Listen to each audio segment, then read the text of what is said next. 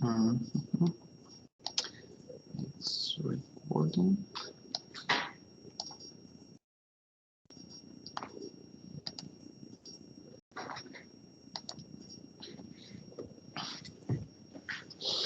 Here we will talk about the ways to reduce the risk through the portfolio allocation and how these two, so how we should constitute portfolio to make it provide us with the highest return with the lowest possible risk.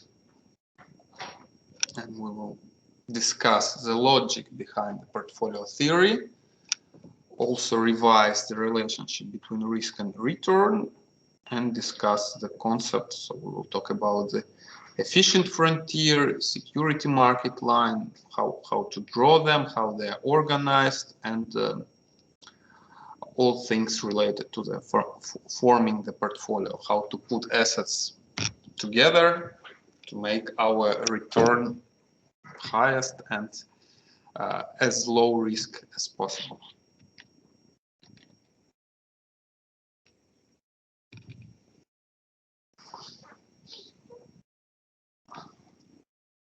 This is something that we started discussing last time, and we'll revise it today and also discuss it deeper, providing the evidence of how it works and how we should put the assets together. As we discussed last time, and I hope you remember that through the combining assets together, we can reduce the risk of the portfolio. And we can achieve this because of the correlation. So the lower the correlation between two assets, the higher would be the effect of diversification. And this is something that we can prove mathematically, but also it is quite logical. So if the assets have low correlation or negative correlation, it means that they either move independently from each other, or if we talk about the negative correlation, they move to the opposite direction. And as an estimation of the risk, we use estimations of the volatility, so how frequently and how strong asset return changes over time. If we have assets whose price moves to the opposite direction, the resulting portfolio will move, the volatility of resulting portfolio will be lower because the changes on one asset will be compensated with the changes on another asset. And when we put those assets together, eventually, we can reach the line with the best possible portfolio, and this line is called the efficient frontier. And theoretically, the combination of the assets that provides the highest possible return for this level of risk, or alternatively, the lowest risk to this level of return, we call such portfolio efficient. And there is, for each level of risk, there is different efficient portfolio. We can draw the chart. So now working on the homework, you will be able to draw the similar chart there. Every day price changes, so there is a daily returns. The longer period we take, the more daily returns we will have. And if the process is random, then the distribution of those returns will be close to normal one. So when we talk about the random independent process, and as we discussed it earlier with you, we believe that the stock prices, the change of the return is a random one. The daily changes in return is a random one, and as it is random and every change in the low frequency period is independent from the change in the previous period, And that is why the normal return can be good approximation of the daily change price. If you go deeper into econometrics and study more sophisticated ways of building the distribution, you will learn that we can modify normal distribution a little bit to make it even more aligned. But as a starting point, as we are just introducing this topic to you, using just normal distribution is a good way to start, and it is appropriate. So you won't be too far from the truth using the normal distribution as a basis for the forecasting. And why we use normal distribution? Because it is very convenient to use, and it is appropriate distribution for independent statistical process. And we can define normal distribution just with the two parameters, the mean, which will represent the center of this bell. So here we will have a mean, and the wider the bell, the higher would be the standard deviation. And the one standard deviation in each side would cover 68% of the total area of distribution. So how we can use it? So assuming that the distribution is normal, we can use historical data to estimate its mean, to estimate its standard deviation, and using that we can say that we expect the normal distribution to be in a range from 1 standard deviation to -1 standard deviation from the mean. So mean plus 1 standard deviation, mean -1 standard deviation. And we can say that in 68% days, the distribution would be in this range. If we want to have higher chances of being correct in our forecast, we can take 1.5 or 2 standard deviation. But as this is always a compromise. The wider segment we choose, the higher chances of being correct we have, but we have the wider segment we use, the less useful the forecast is, because if we predict the thinner part, we have more opportunity to use it to make money out of that. And depending on the different investment, different assets or different portfolios might be different in their properties, in the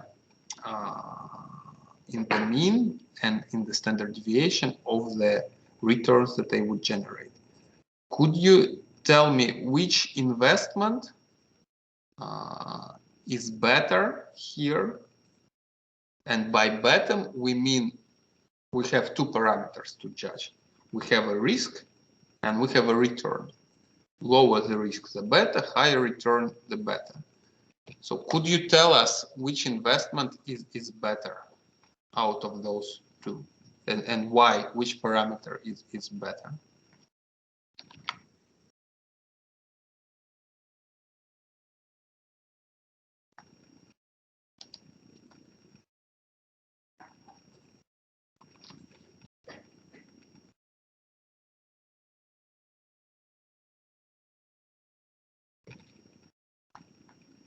Maybe the one because it's more stable. Could you repeat, please? I barely hear. Maybe the upper one because it's more stable. Upper one, stable. Actually, Konstantin, it is less stable. So if it is, let's look at this chart again. If the stock return is stable, it means that most of the return would be here in the middle. So it is easier to predict the return. The wider this bell, the less stable the return. It means that there are many different returns which are possible. And actually, the second investment is better because it has lower risk. So we are more likely to have returns somewhere here around 10%. So in both cases, the mean is 10%, but the standard deviation of investment A is higher because the bell is wider. So it means that the standard deviation is high. It means that the that investment is worse in terms of the risk. Does it make sense to you guys or not?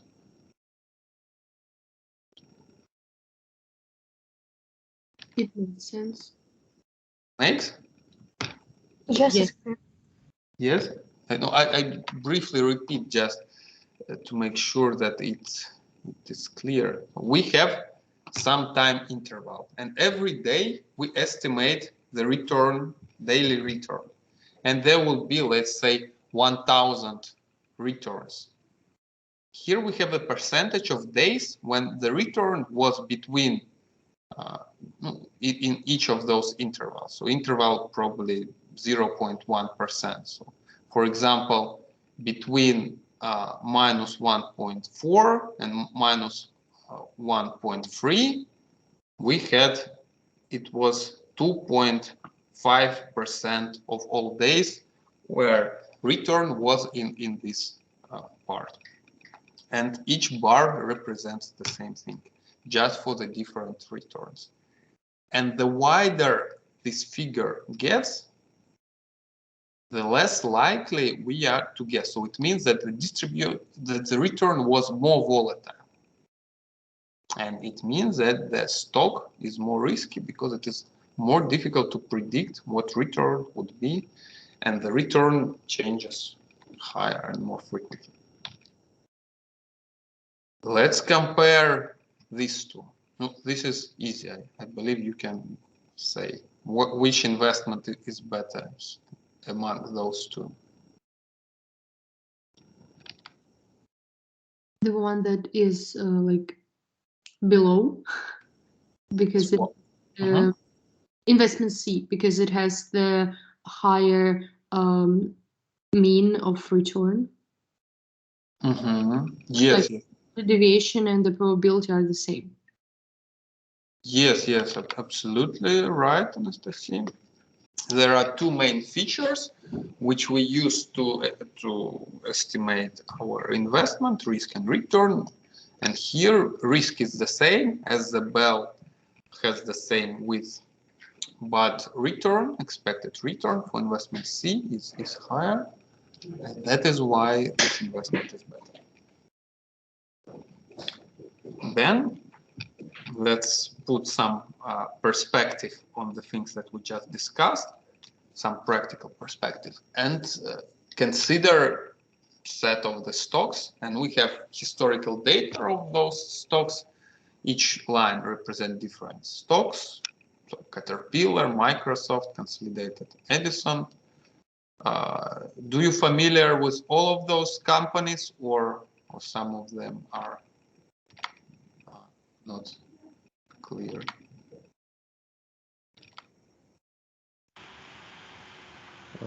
Except for Consolidated Edison and Newmont, I haven't heard of those. Newmont is not clear, Ivan. Yeah, and the one above it. Well, Newmont is a gold mining company. I believe it's from United States. Yes, this is Newmont. Campbell Soup is a food processing company. Consolidated Edison is electrical equipment. Caterpillar is hard machinery, and the rest should. No, Dow is it's chemical producer. The rest is quite famous. thank you.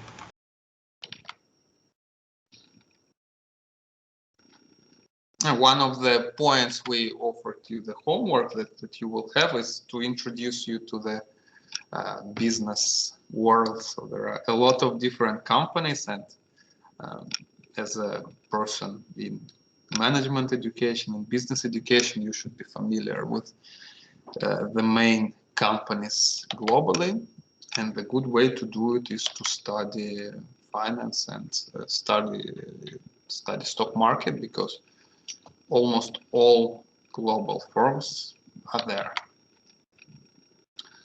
But now let's go back to the forming the portfolio. So far we discussed that there are two main features that we are looking at, and let's think how we can maximize them. No, one maximize, one minimize, so how we can make our investments better.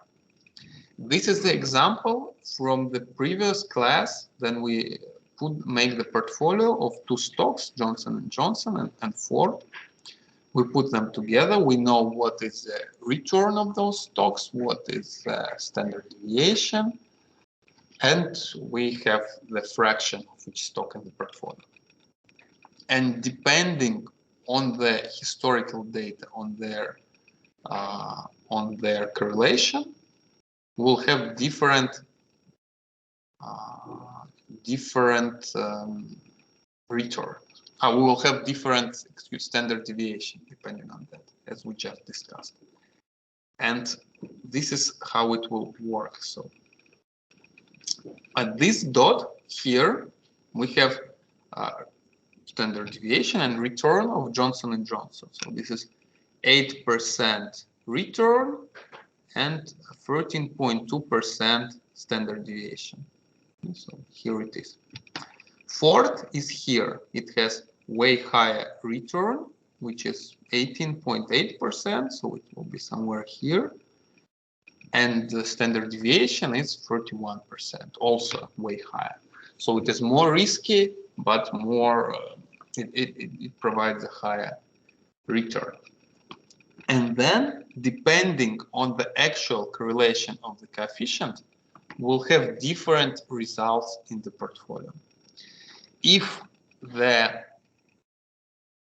one that we actually had was 0.19, and this is the line of the portfolio at this correlation coefficient is presented here.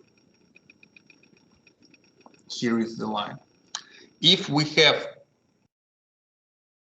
let's say, 60% of the Johnson & Johnson and 40% of Ford, we know that the standard deviation is 15.9, and here it is. This is the dot that we would have at this percent of each stock in the portfolio.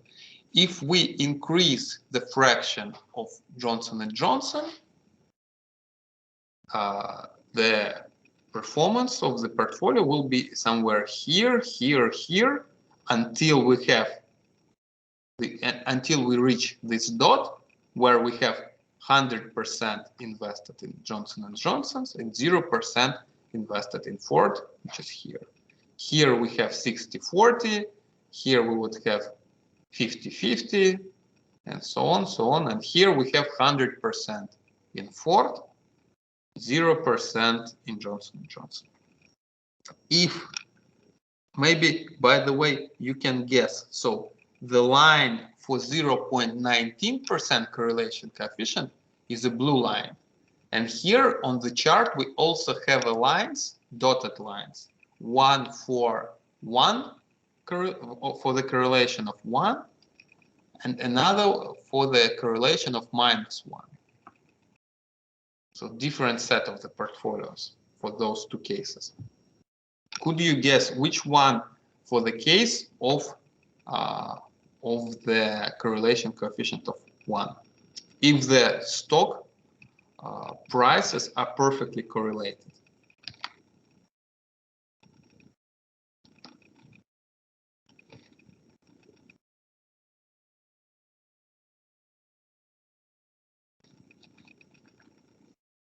Yes, we have two stocks with the standard deviation and return which are fixed here. It is based on some historical data.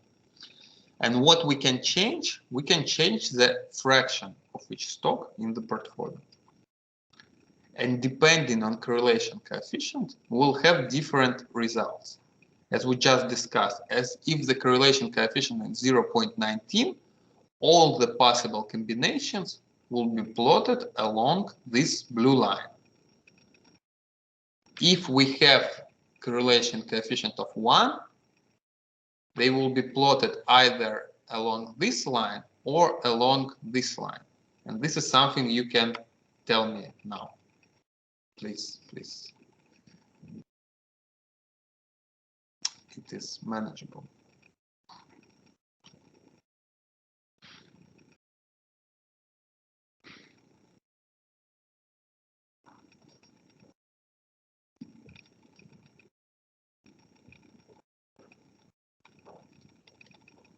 You shouldn't worry much.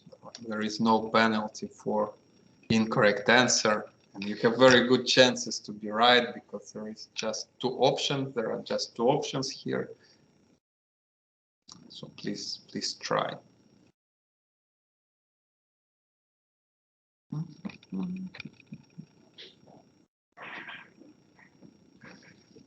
I think the question wasn't clear. Could you please repeat that?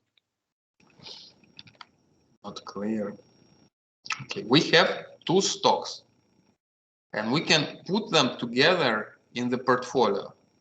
We can have, let's say, 60% of stocks of the Ford and 40% of the stocks of Johnson & Johnson. Then the performance of this portfolio, the standard deviation and return, would be like this, like something I show you with this red dot. If the correlation between them is 0.19, if those stocks would be perfectly correlated, then all the portfolios will be plotted along this straight line. If the stocks are perfectly negatively correlated, like here, then all the portfolios will be plotted along this red line. And if we put those two portfolios to the 70-30, so 70% in Johnson & Johnson and 30% in Ford, then standard deviation of the portfolio would be somewhere around 0. And this would be the highest possible effect of diversification. Something that we covered with you last time, I believe you also discussed it during the seminars. This is the formula to estimate the variance of the portfolio with two stocks. And depending on the correlation coefficient, something that we just discussed with you, the variance can be different. And if we have three special cases here, if the correlation coefficient equals 1, then we can convert this formula to this one. And portfolio standard deviation is just a weighted average of the standard deviation of the portfolios within this. And if it is the case, all portfolios will be plotted along this straight line. I heard something. Did you want to ask anything?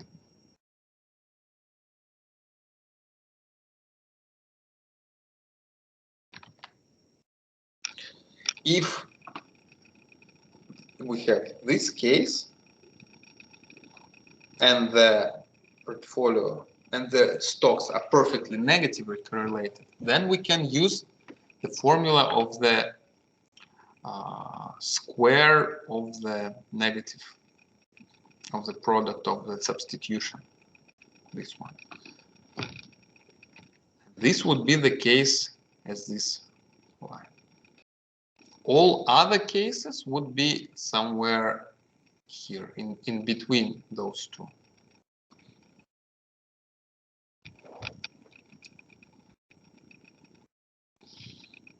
For the cases of the absence of the correlation, we also can simplify the formula, but no, it's not these types of simplification. It would be just we will not have this component within the formula. And if there are more stocks not two, just 3 or more stocks that we put together in the portfolio, we follow the same logic. This is something that we discussed with you last time.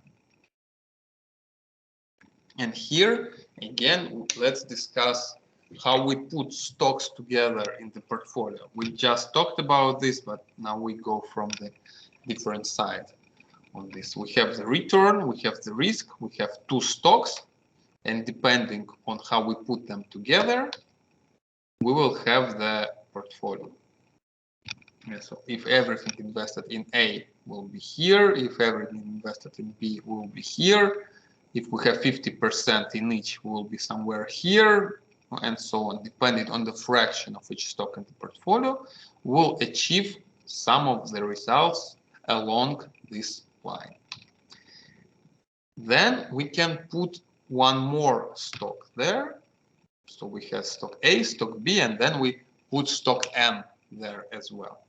As a result, if the combination is appropriate, we might have the same return for the lower level of risk. It means that we improve our portfolio. And what we try to accomplish with putting more stocks together in the portfolio, we try to move higher and to the left, because portfolios here are the best one. They have the lowest risk, they have the highest return, and this is something that we look for. And putting together different pairs of stocks, every time we will have some small line. And eventually, then we put all available stocks in the different combinations, we can find the set of the best combinations available. And this set is called the efficient frontier. So it can be, let's say, 500 S&P 500 stocks, and we can put them together in different combinations. And for each level of return, we might find the portfolio with the lowest level of risk. And all of them will be plotted along the line that we call efficient frontier. And this fraction is the best one because it is low risk, higher return. This is the worst one. Now let's consider using the example that we looked at earlier. This is the return and standard deviation of the multiple stocks. And we can put them together with the different fractions. So if we talk about portfolio A, we have 0% in Caterpillar, 13% in Microsoft, 27% in Edison, and so on. So this sum here would be 100. Alternative portfolio is portfolio B. And also, if we want, it is always the case, if we want to have maximum return of the, then we have multiple stocks, but we want to have maximum possible return with portfolio of these stocks. We always do the same. We just choose, we invest everything with the stock to the stock with the highest return, and in this case it was 40. And this is a portfolio with the highest return, but usually with the highest risk as well. And this is, those are, so this is A, B, and C, those three portfolios. They are here on the efficient frontier line. With these dots, we have the standard deviation of and the return, excuse me, of each individual stock. A has the lowest risk and the lowest return as well. We can, if we are ready to accept a little bit more risk,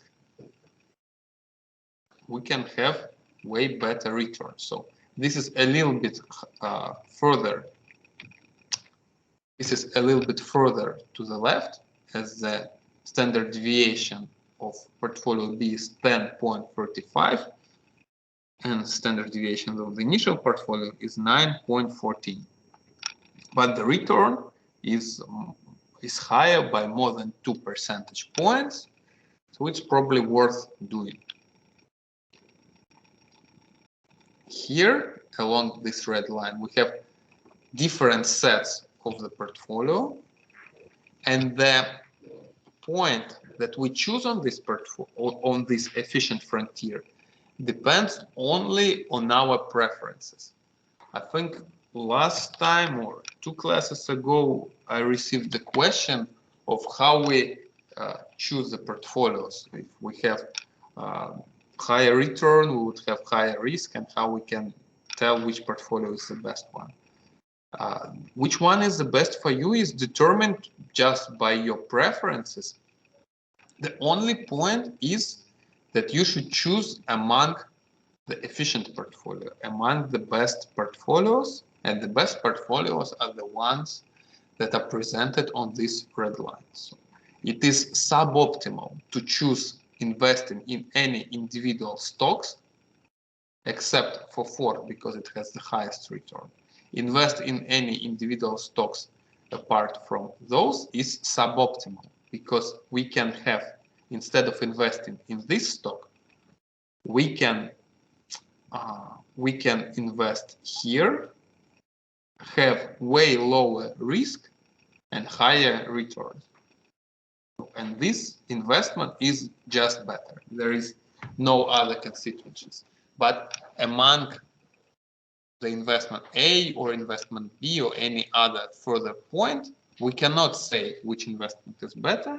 We can just say that depending on your risk preference, each of them can be optimal for you. If you want to have the highest return and you are very eager to take the risk, then you can invest everything is in the most profitable stock. Alternatively, you can choose something here. But this is not the whole story yet. So far, we considered only the case that we put multiple stocks in the portfolio. But what we can do, we can introduce additional financial instrument here. We can also not invest more than we have. We can borrow some money and invest them in the same portfolio. And in order to show on the chart how it works, we will use this straight line, this tangent line.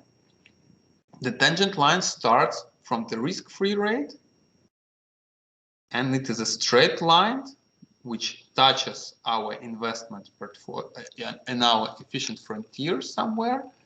And the point where this straight line tangent to the efficient frontier is called the market portfolio.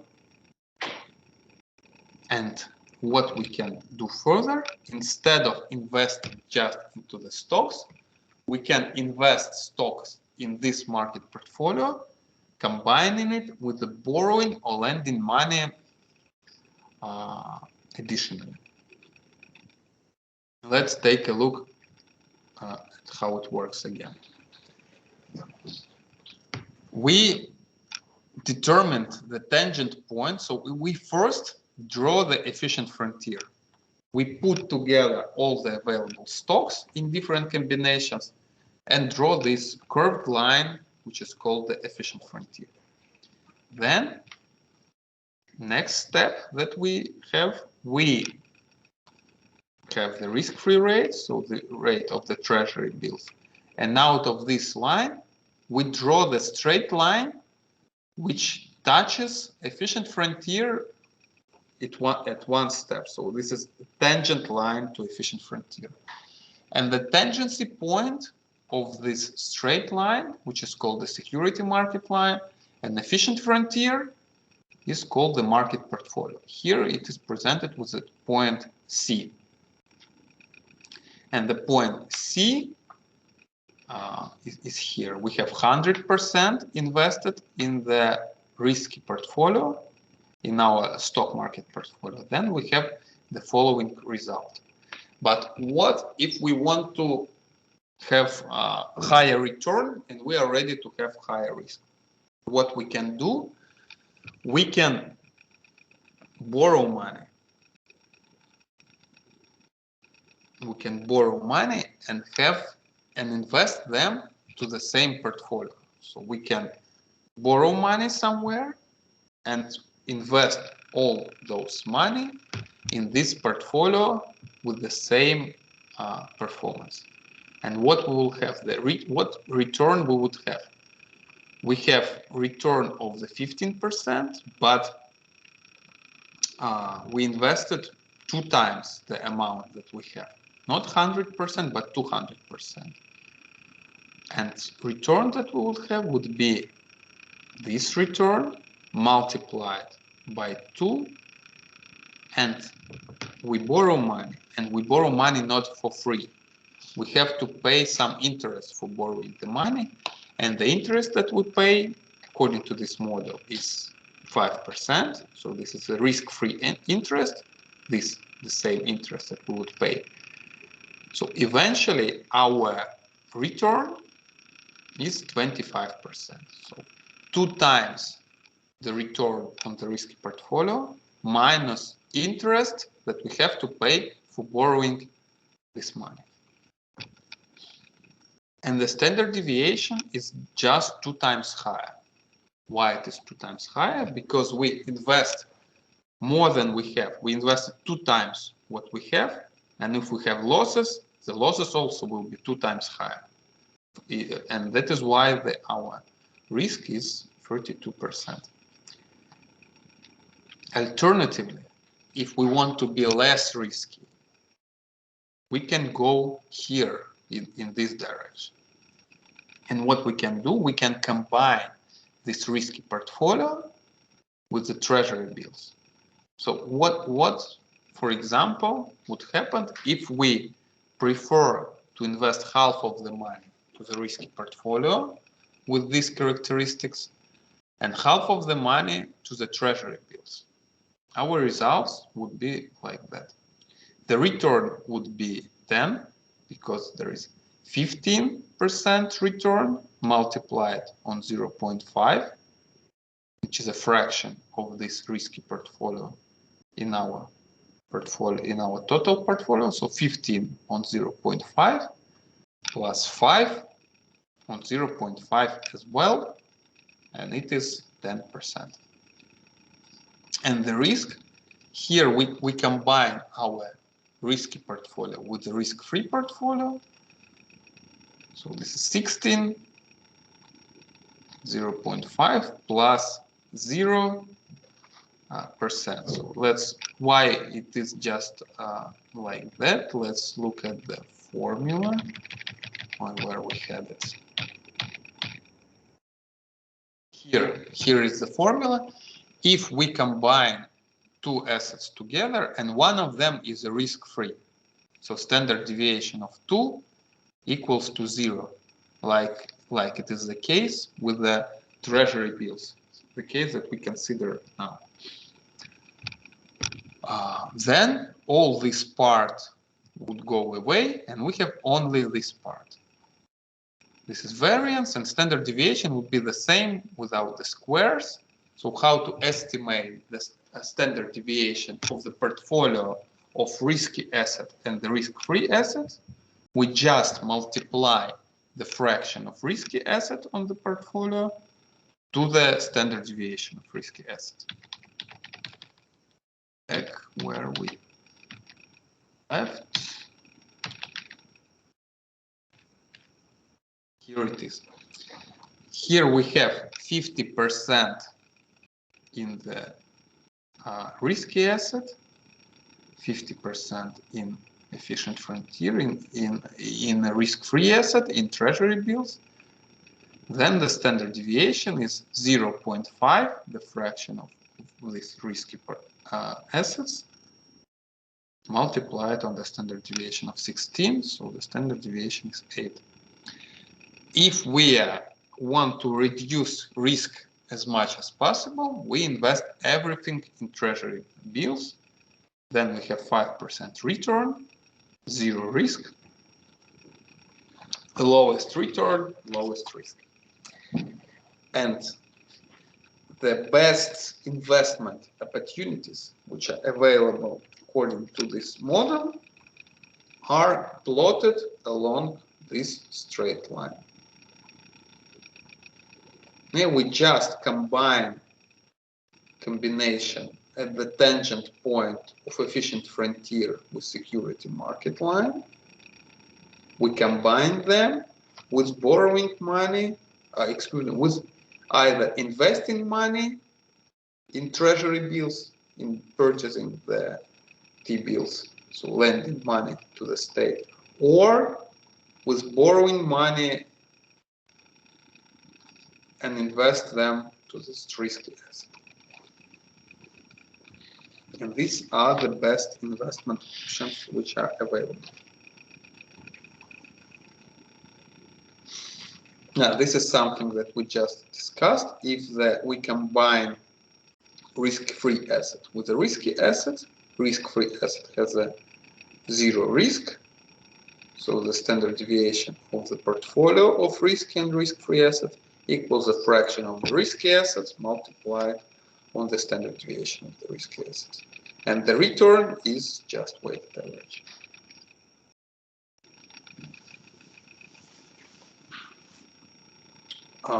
If we want to have some idea of how much additional return we receive by having more risk, we can use Sharpe ratio.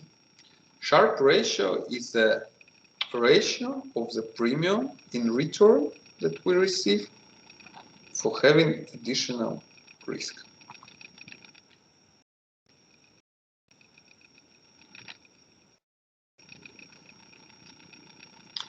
And in order to draw this security market line, this straight line, we would use the following equation.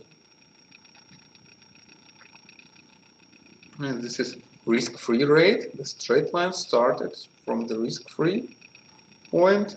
Then the slope of this line is determined by the beta coefficient. All other would be the same. No, market return and risk-free return, they are the same for the whole market.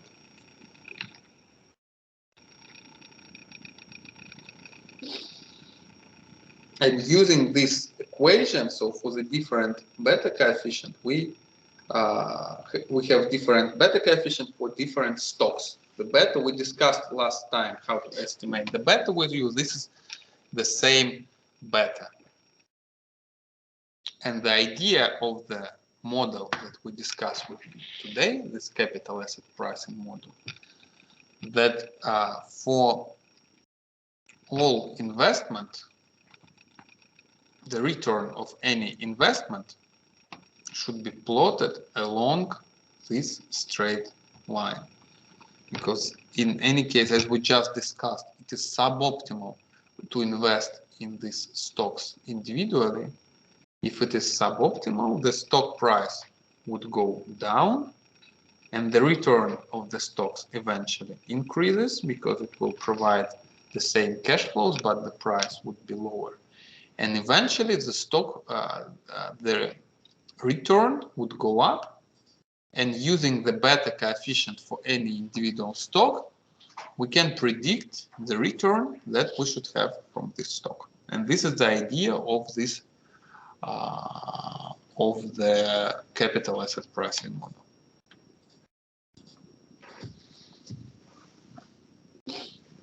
As we just discussed, so we have these investment options, the best investment option, which are plotted along this line. And instead of buying any individual stocks, investors would prefer to combine risky portfolio with a risk-free portfolio. And their investment options would be plotted along this line. This will result in this change in the demand of the stocks, and eventually all returns will be plotted along this line. And we use this idea in order to predict the stock prices and stock returns. And this is the formula that we discuss with you today. So this is the formula of the straight line of the security market line, and different beta coefficients would present the different point at this security market line, which is our prediction of the return for the particular stock, depending on its level of risk, depending on its beta coefficient, and technically depending on its covariance with the market and with its individual risk properties, something that we discussed with you on the previous class. And this is very fundamental, and this is one of the basic formulas in corporate finance that you will very frequently meet everywhere finance related.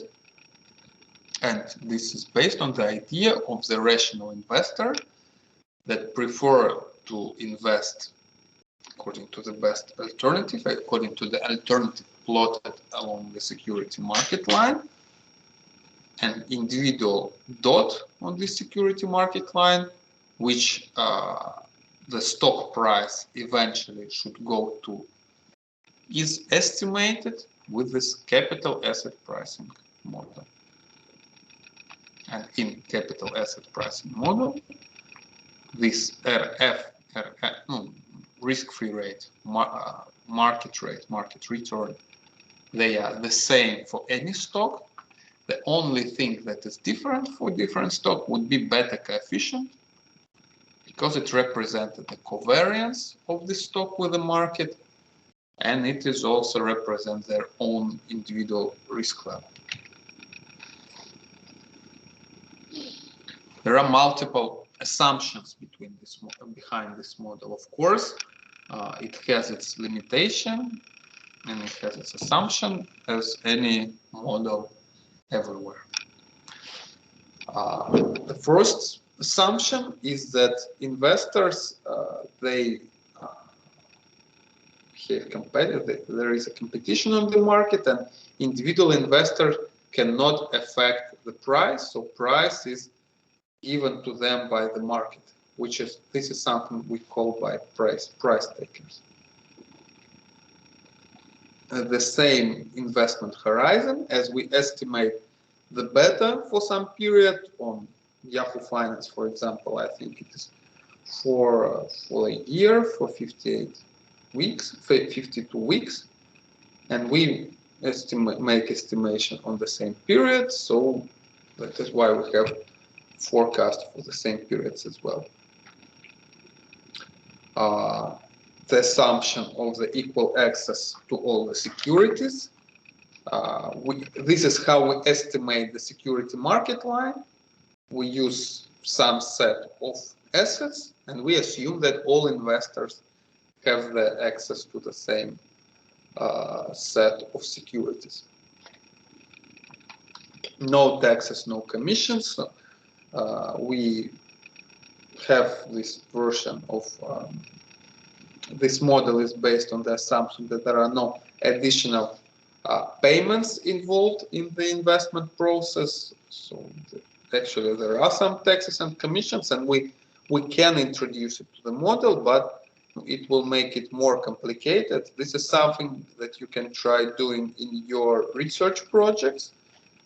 And but no, the basic model that represents the whole idea of the stock pricing is omit this part of taxes and commissions. Another assumption is that investors focus on risk and expected return and standard deviation.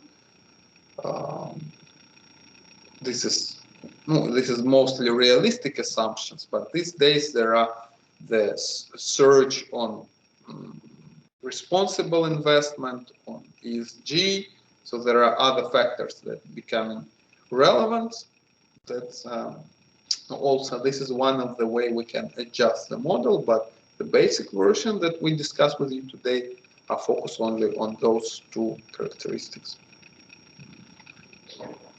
The same beliefs as we discussed with you, then we talk about the stocks. The beliefs, the expectations on the returns are very important, and they might affect the price significantly. And here we assume, as all the information, all investors have the same information, they expect the same. Investors can borrow and lend money at the one risk-free rate. This assumption is also tricky. So this is how we get this security market line, and we assume that we borrow and lend money at the same rate, which is the lowest rate available in the economy, this risk-free rate, and this is how we get this straight line. Also, in order to draw this efficient frontier, we have the assumption of that each asset can be dropped in any fraction. If we invest individually, we have to purchase the stocks, and some of them are quite expensive, and put them to the small fraction. No, we cannot invest small fraction of money in the stock, which is expensive itself, because we have to purchase it for, it can be multiple $1,000s. But no, this problem can be overcome through investing in those indexes. So there are such investment products. When you purchase some index, ETF, you purchase some fund, and the fund invests in the set of the stocks on your behalf, and you hold all those stocks through holding only stocks of this fund. And using this assumption, we can predict the return of the stocks. The higher the beta coefficient, the higher return we would expect. Okay, so now we judge not by the standard deviation itself, but we make prediction on the beta coefficient. And this is because, according to this capital asset pricing model, we expect stocks to plot along the straight line, which is determined by this formula. And in order to find the place on this straight line, we need only one beta coefficient in order to say what return we expect from this stock.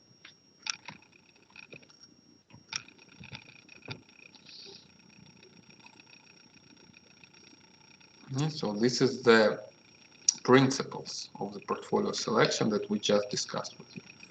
We started from the assumption that there are a set of the best combination of the risky assets of the stocks, and this all of those combinations can be plotted along this curved line, which is called the efficient line, and each of those combinations is called the efficient frontier. Then at the next step, we introduced lending and borrowing, and through this lending and borrowing, we can go even further. We can have even better portfolios. We can have lower risk for the same return, or we can have higher return for the same risk. And how we do it? We combine our risky assets portfolio with the risk-free. We either borrow money and invest in the market portfolio, or we can also combine investment into this risky portfolio with risk-free investment into the treasury bills.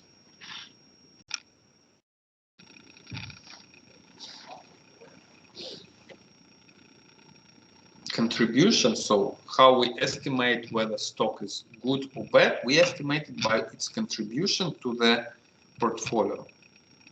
And this is estimated by the sensitivity of the changes in the portfolio.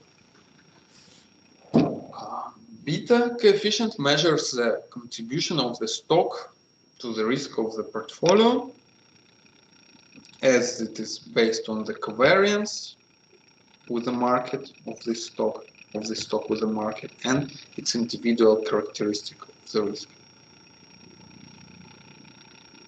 And depending on the beta coefficient, we predict the stock price and we predict the return of the stock. And we use this prediction in order to estimate the price. So this is some return that we expect, and this is something that investors would demand, and this is something we can use in our forecasting. Alternatively, so far we considered only single factor, the factor of the market return. The market return, how it's related to the return of the individual stocks. Alternatively, we can have multiple factors in the model. So how to predict return instead of single market factor, we can have some other factors. And this approach of predicting the return with using multiple factors is called arbitrage pricing theory. Here we just go with the linear regression model, have the constant variable, multiple beta coefficients, which are multiplied on the risk factors, risk premiums. And this is how we can predict the returns. What factors can be used? This is the good set of this is a good starting point for the research project. This is something you can start doing yourself in a term paper or market paper. You should identify the factors which can affect the stock returns. Then you can estimate risk premium for each of these factors. So there are, it can be a small firm, bigger firm. Usually the return of smaller firm are higher than the return of bigger firm. Estimate the average difference in return would be the risk premium for the size of the firm. Then we can estimate the sensitivity of this of the return to this factor. We will do it the same way we estimated the beta coefficient in the previous class, but instead of market return and return of individual stock, we can go with the return of biggest firm and return of the smaller firm and estimate the beta for this factor. Here are some historical data of the risk premium of some factors in the past. And this is something you can re-estimate. So you can have risk-free rate and the return of the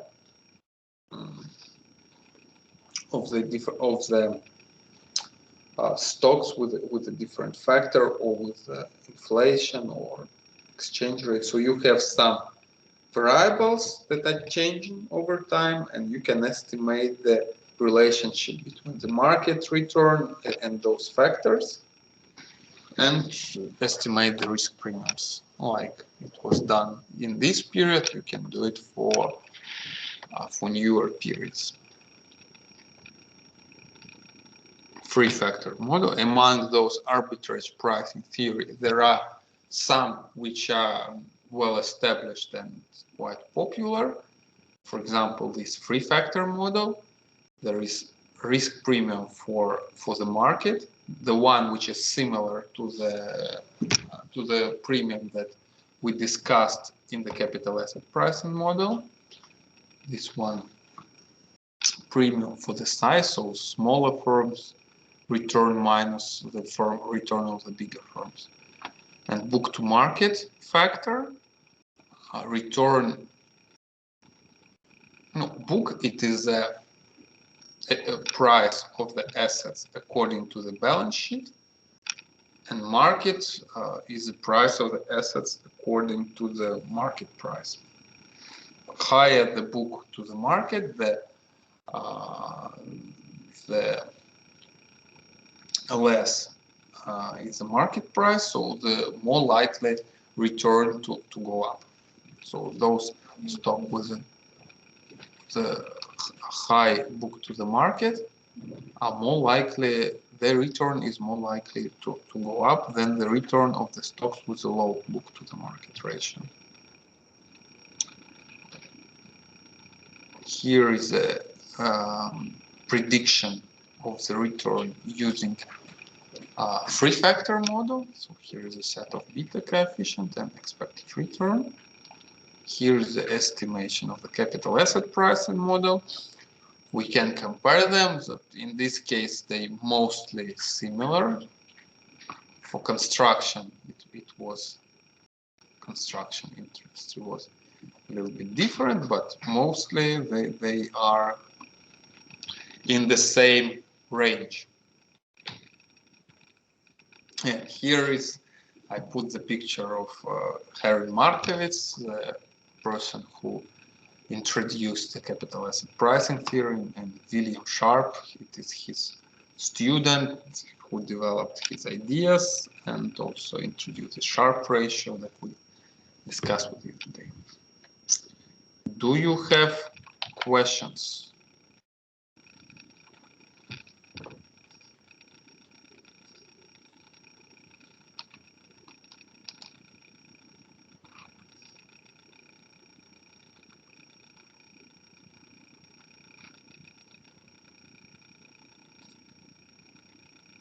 No. Is everything clear or something is not clear? Maybe we should discuss something additionally.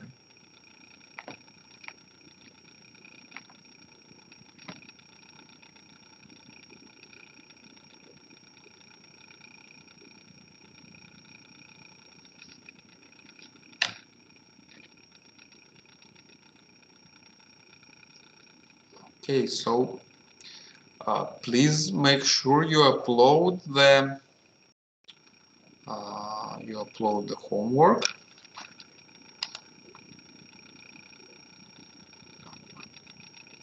Yeah, thank you, Artemy. Soon, in 1 or 2 days, we will announce the results for the midterm. You will have some time to ask your questions, and yeah, we'll move on. Thank you. We'll have the next lecture after New Year's, but if you have questions, let me know. See you. Have a nice holidays. Thank you. Goodbye. Bye. Goodbye. Thank you. Goodbye. Thank you. Goodbye.